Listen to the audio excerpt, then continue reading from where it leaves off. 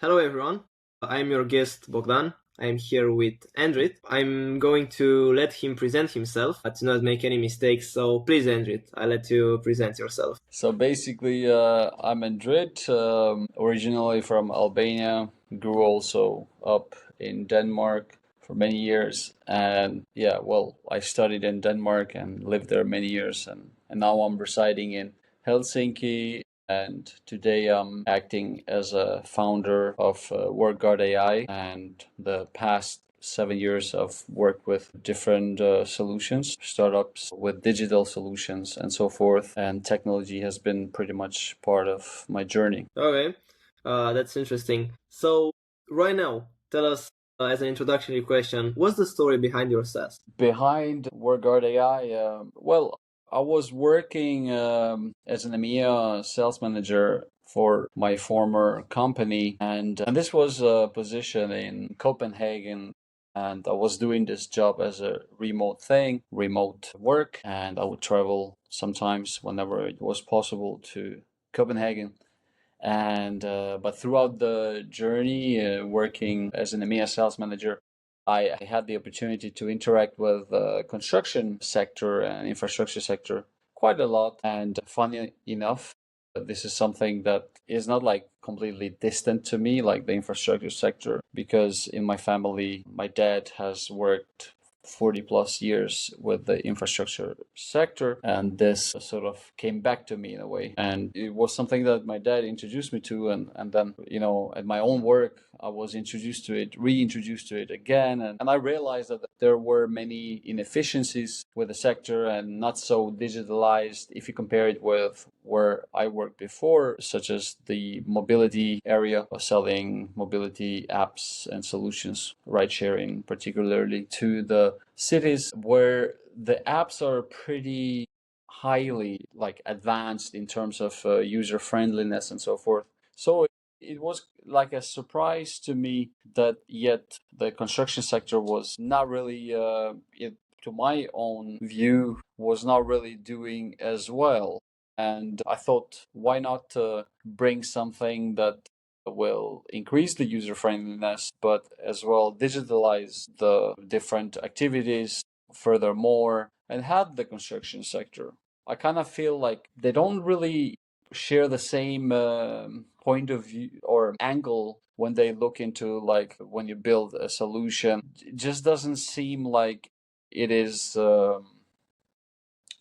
exposed so much to the public as a sector in the same way as, for example, where I was working with the mobility sector. A lot of citizens use the applications that are offered to them, and therefore the startups it seem to be more forced to basically improve their applications. And I thought maybe this idea would work pretty well in the infrastructure sector, but to cut the long story short, since I was working with IoT, I thought, okay, I understand IoT to some extent. I thought, why not combine it with some AI? Because there was an opportunity with Nexus Incubator in Helsinki, which was presenting itself, and I was selected to participate.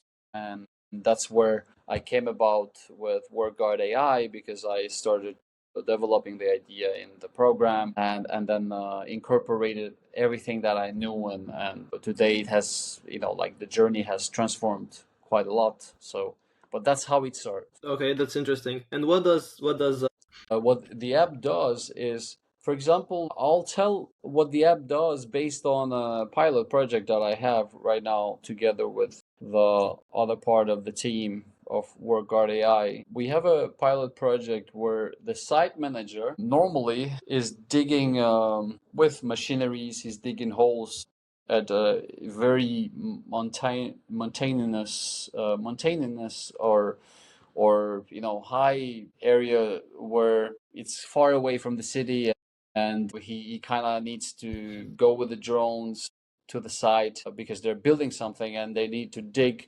So he needs to fly the drone manually to sort of plan the coordinates where they have to dig, and then he'll take some pictures from different perspectives and edit the pictures and send those pictures to the architect. Architect will then look into those pictures and coordinates and will prepare the plans, and together they'll align what they sort of plan to do on the site, basically coordinating like what did we actually like, what is our goal, and where is the location, and how does it look, and how does it align with the urban developments and the city plans and so forth. And the architect then produces his design and sends it back to the site manager, and the site manager then manually has to sort of monitor the work from the site.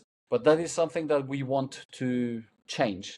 We want to implement stationary cameras, and with the help of cameras, capture information using smart technologies like smart algorithms to, for example, enable that information is captured by monitoring it 24/7 and then sending that information to the computer screen and the profile of the account of the company, where the site manager behind the desk can monitor the activity. And what's smart about this solution is that the site manager will not have to be on the site all the time. He can now, from the computer desk through the stationary cameras, he can see everything, and he can also acquire or capture the pictures that he needs in real time, and he can also transfer those pictures to the architect. So that's the idea in short. Basically cutting down the manual labor that the site manager has to do, and also helping him that he can monitor the site on the go, so that he doesn't have to be at the site at all times. And we are trying to think with WorkGuard AI, like combining different elements, such as we can use picture, for example, capturing pictures of the site, and then using AI technology to simplify the load of information and then spit that out as reports for the site manager to make it easier for him to look through the important events during the activity of a day or a week and so forth. And then the long-term vision of this solution is to automate the scheduling of works, because if you speak to site managers, they do a lot of planning like for the next week and so forth, and often that takes like 1 day, 2 days, 3 days. But if we can automate that part, then they don't really need to do much about the planning of the next week's works and so forth. And the most important thing about this is that you can get notified in real time about important events, like when work is done, the progress of the digging and so forth. So that's the solution, more or less, of WorkGuard AI.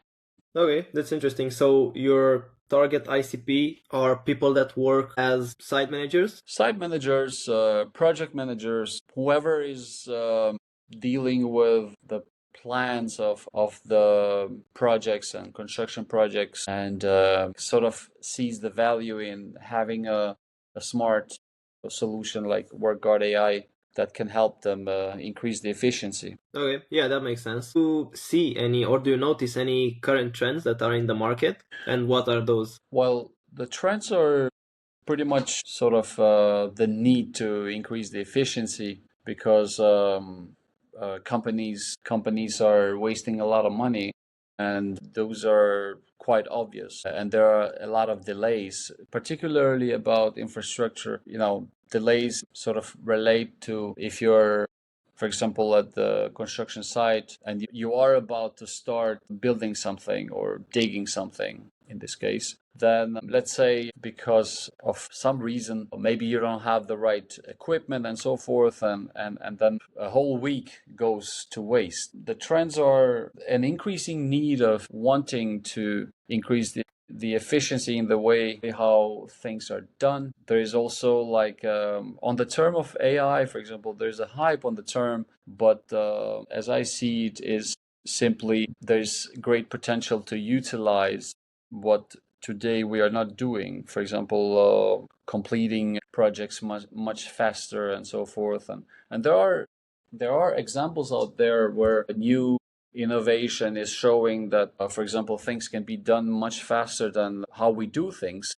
For example, when it comes to producing concrete and so forth, and there's many ways of producing concrete. But in the same way, when it comes to infrastructure, for example, the way how we plan work, the way how we gain overview over things and so forth can be done in a much more convenient manner and using, for example, the load of manual work when you're dealing with reviews of reports and so forth, and perhaps you're maybe working with safety. You're walking around. Instead of walking around, you could have a solution that could monitor the site much more efficiently. In that way, you cut down on the manual labor and so forth. So there are different things that you can,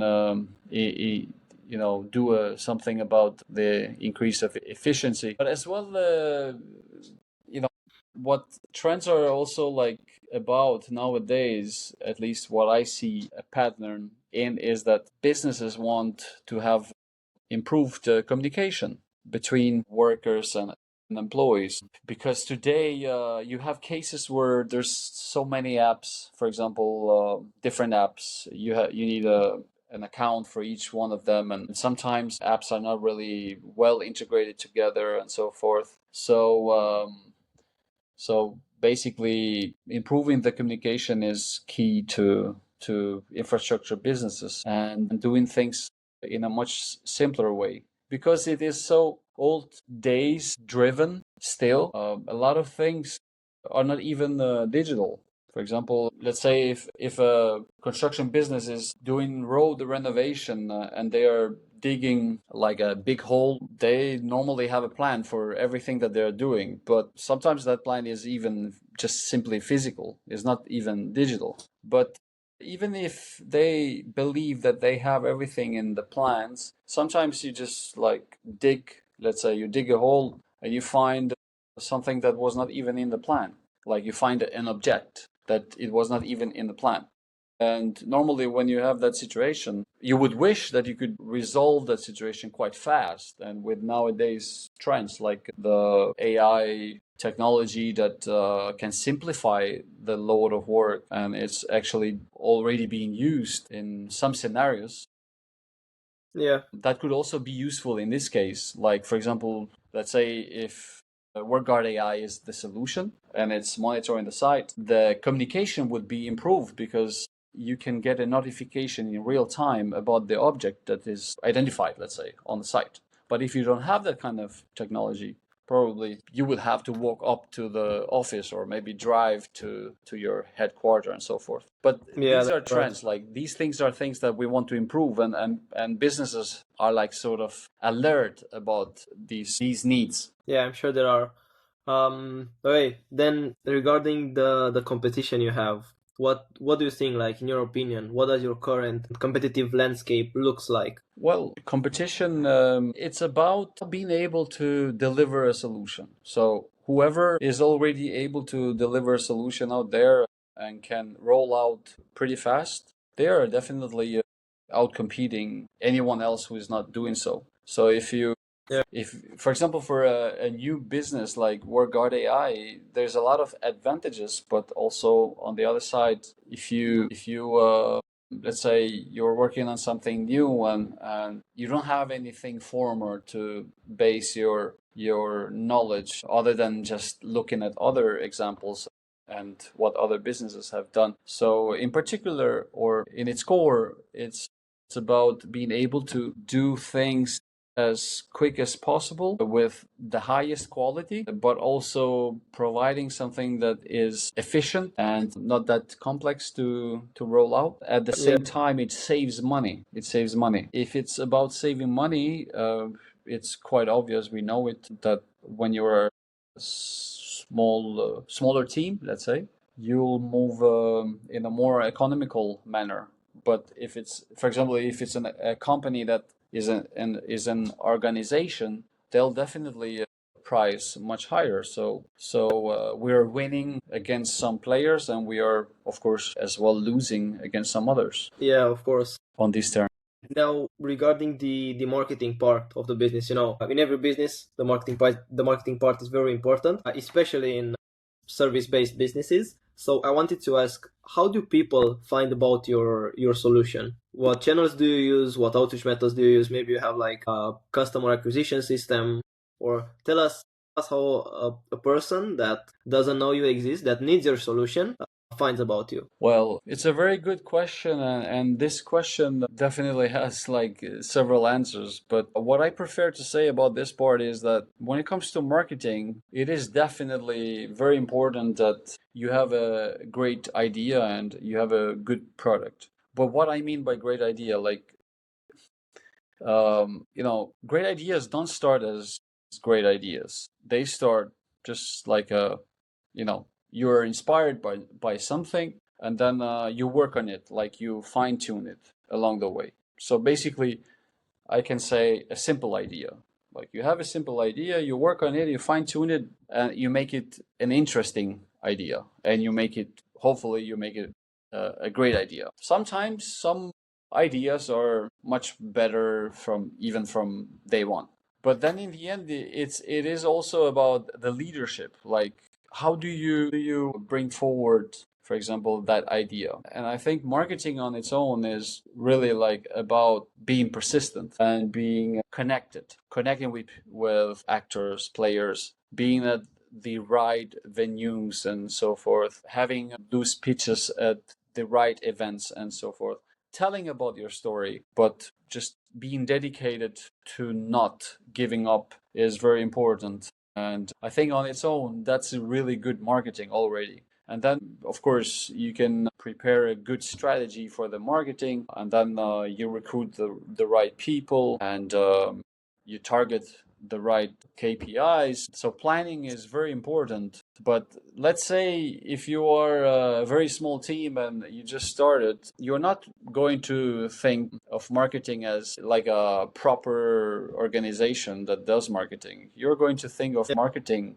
in the best way that you're capable of. Let's say as a two-persons company or startup, which is usually the case when you start. But yeah, I mean, storytelling as a concept on its own is very important. So every time you are out there and know how to sell your idea, as well, in the background, you have to fine tune your idea. You have to look at the competition, the needs, and the target group. And when you put all these things together and make a great presentation, whether that's told orally or you're just simply, as we are right now, on a podcast or somewhere else, everything has to make sense. And it's based on a structure of different elements that are important for the business. And Yeah. in that way, marketing is relatable to every part of the business and also to the person themselves. And I believe strongly that the leader of the company is definitely also going to play an important role on the marketing side, both on building a brand for themselves, for the company, but also inspiring the team to do their best and recruiting the right people. When you're recruiting, often people will be inspired first, then they would like to join. If you can't inspire the ones that you may want to recruit, then that task will be harder as well. Yeah. Yeah, I That's agree. yeah. So basically, I don't quite understand what you're doing on marketing to for people to find about you. Like, where do your current clients find about you, or where do you want your future clients to find you? Well, our clients find us at pitching events. In the Okay. ecosystem, we are pretty active. So that's our Okay. marketing. So we are very active on social media. For example, you can find us on LinkedIn. You can find us at our own website. Also through my personal profile. That's how you find us. You find us featured from different actors or organizations in the ecosystem of the startups first. And then, secondly, when we have conversations, for example, as we are having right now with the city of Helsinki about the circular challenges that they have, we are also to be found there. So people are, like our target group is seeing us increasingly on different platforms. So that's our current marketing and how we are being found. And then basically the most important events and stages that we can get to, specifically in Helsinki and at times elsewhere in other cities in Finland. But as we are still at early stage, Helsinki is like the most active area that we are active in. Okay, that's interesting. Yeah, that's a cool marketing strategy. Like it's in person, so I think it's a good idea. Yeah. I don't know if you have any marketing team members. My next question would be how easy it is for you to attract and retain marketing team members. But this question is only available if you have marketing team members. If you don't have marketing team members, the question then will be how do you plan to get to acquire new marketing team members? I don't have marketing members right now, but how I plan to acquire marketing members is in fact related a little bit, partially, not completely, but a little bit to the funds that we raise or acquire or make. For example, it can be when we make an agreement, for example, with our pilot company, we could make an agreement with them. That's how we would be able to generate funds to acquire team members. And then another thing that I personally like to focus on is creating a strong team that based on personalities. Are you there? I guess we lost you. Are you there? My microphone disconnected again. If my microphone is disconnecting, it's just like cut off. So the audio, everything is cut off. But it's okay. It doesn't matter to the recording because I can just clip it. Cool, no problem. And I'm sorry, my answers are a little bit too long. I kind of noticed, but I hope it didn't like bother you too much. Sometimes No, it's all right. Get a little bit into the circle of long answers. Yeah, it doesn't matter. It doesn't matter. We have around like 20 more minutes until to not make the podcast too long. So I have like 5 or 6 more questions, so you can answer as long as or as short as you want. Okay, so regarding the last question was about the marketing team members. I think you have to re-answer that because I've been a little bit out. Yeah, sure. So how do we actually plan to recruit new marketing members? First and foremost, it is important that we make sure that we are accessible, approachable, which we have to ongoingly tell the world that we are looking for new members. We also need to tell the interested ones clearly where we are at and at what stage we are at and what we are looking for and what kind of team we are. So to recruit the right ones, it has to be completely transparent on both sides, but at least from our end, and which is one approach that we follow. And the other thing is it's quite related to the funding side of it because it's quite vital that when you recruit resources, of course it's nice to recruit team members that are so motivated and perhaps it's their first experience and they want to join WorkGuardAI and this would be like a perfect matching for someone at that stage, like they don't have previous experience but they would like to ambitiously help WorkGuardAI. They are more than welcome. Those type of individuals are not easy to find, but they can be found. Personally, I was one of them. Like every time I had a new idea, you never start with a new idea where you're getting paid. You're not paid. So I'm definitely always looking for someone that maybe has some similar ingredients in them where they believe in the idea and they can be also motivated even if we don't have the funds to cover compensation. But then if we get the funds, for example, which we are always working on to raise investment through angels, investors, and or acquire grants, like one grant that we recently received from LUT University and funds like that. If we keep doing that, we have enough funds for resources to be recruited, then that's also one approach to recruit team members, marketing members that can lift WorkGuardAI as a business. And right now we are talking with the city of Helsinki, which could mean an agreement with them if things go the right way. it could mean an agreement, and that means WorkGuard AI is being piloted in the city of Helsinki, and then there is a budget for the project and so forth. That would be great, and that could No, also be one way to get a new team members and strong team members for WorkGuard AI on the marketing side. yeah. Well, I wish you all the best to go the right way.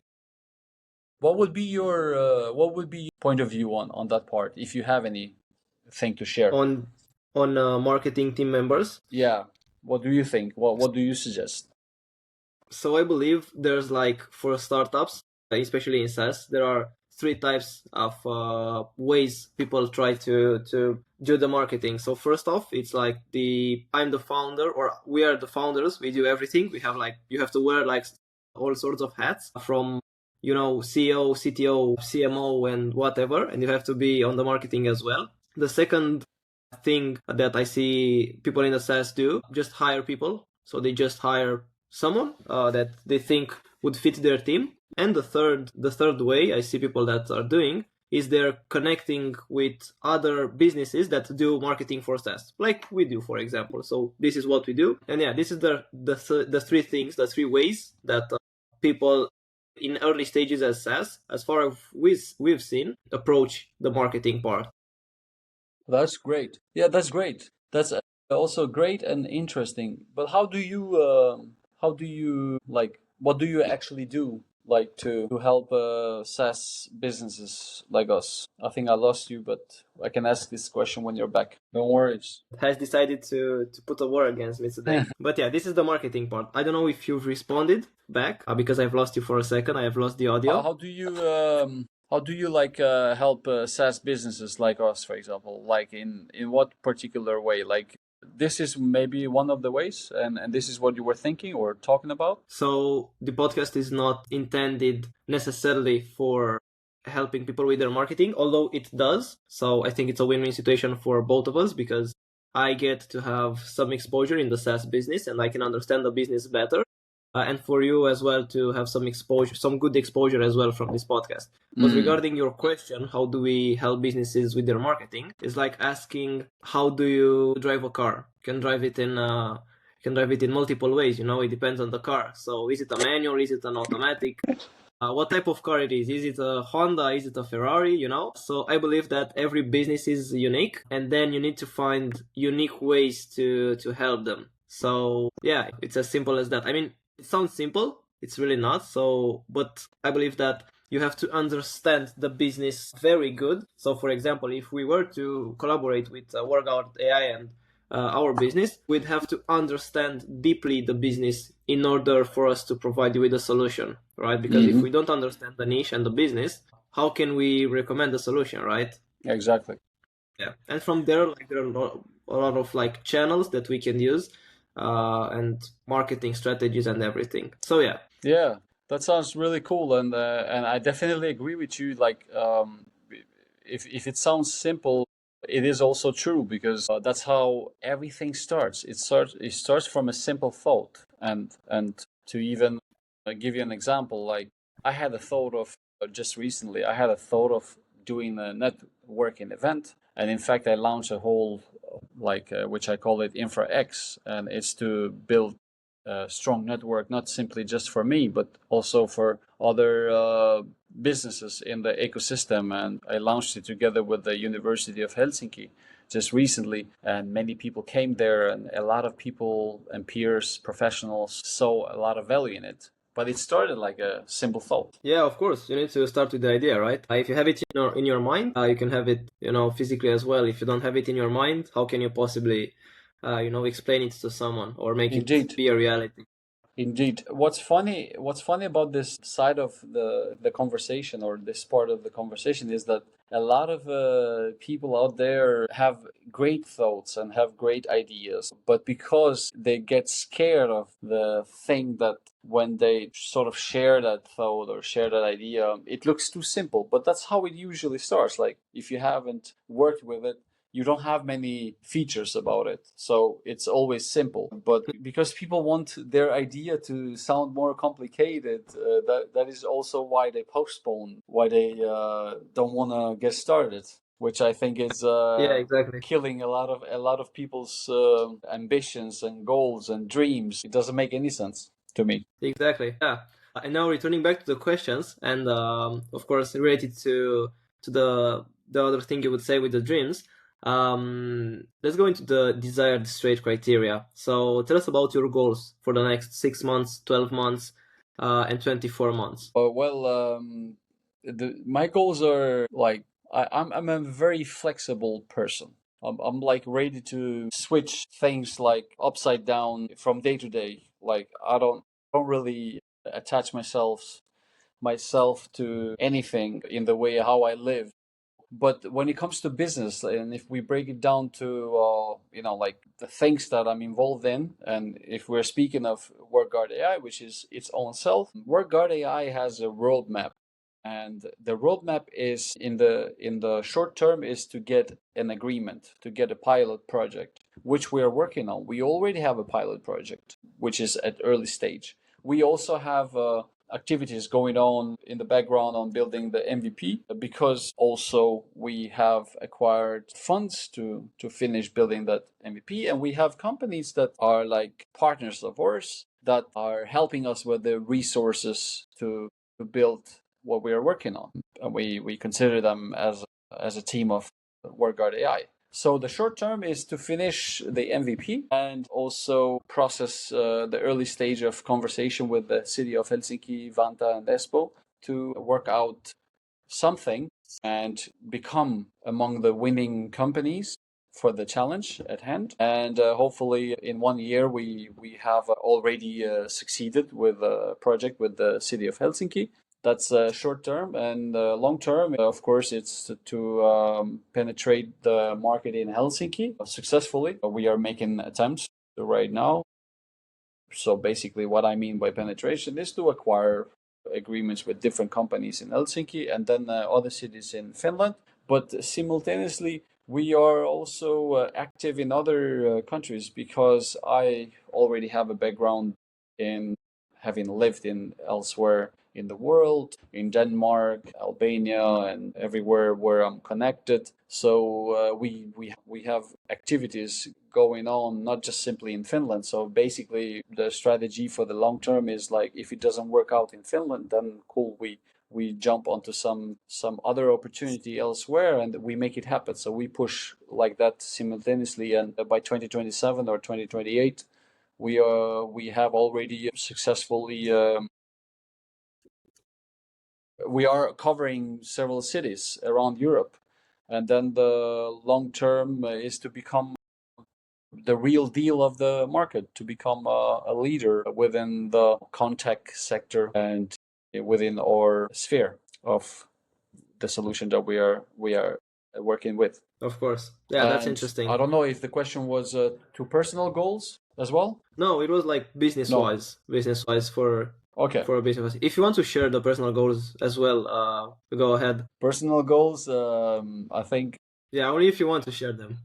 No, I don't necessarily need to share, because I don't think it's relevant. But Yeah. just living a good life, that's very important. I would say a good life. I mean, just doing things that make you happy and that make one happy, and that's what I am into. And I like sports, doing sports, traveling. That's also one thing that I find it very important, and I think it goes hand in hand with work as well, to create a good balance. And what about Okay, you? it got better. What are your goals? So the goals for the business would be for us. So we want in 2026 to have a couple of clients that, I mean, we only take clients that they have a vision and they have like some goals set and also have a cool like service and product, because as well as you said, you need to, if you don't like what you do, if you don't like the client that you're working with or you're working for, I mean, you're not enjoying, So we want to also enjoy working with the client. So we want to have a couple of clients, not too much, because then we cannot focus on them, especially. So if you have like a very big portfolio, if you have like 500 clients, it's just a number in the list. A client is just a number in the list. We want to have like a specific target of clients, which we can grow alongside. So we can grow their business as well. as long as we grow our business. So we just grow all together. So this is Yeah. what we do, and I want to make like this become a reality. Oh, that's really cool. So is your like are your companies internationally and based like in different locations? So we've started in Romania. We've collaborated with a couple of Romanian businesses, and we thought that okay, let's go to the next level. And we've, I think, 8 months, 9 months ago, we've expanded into Nordic countries. And the next step would be, I mean, for maybe the next year or maybe 2027, to extend to UK and then to the States. So yeah, that will be our goals.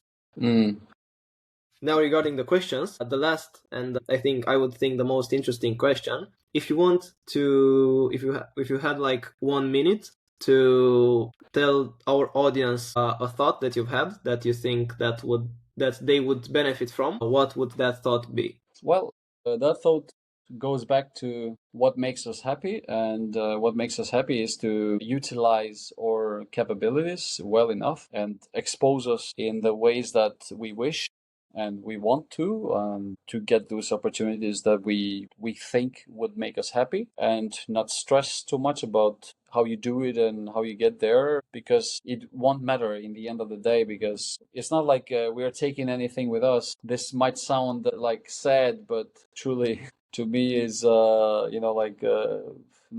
stressing about it, things too much is also very highly underrated nowadays as a thing. Like we take ourselves too seriously, and we just live like in a certain way, and we are so blindly attached to that way of living, like ignoring everything else. And if something else appears in front of us, is either annoying us or so, and or something else, and we are not really giving it a chance. So just living life and doing whatever makes you happy today and not tomorrow is key. And I wanted to share this with the audience. So keep rocking.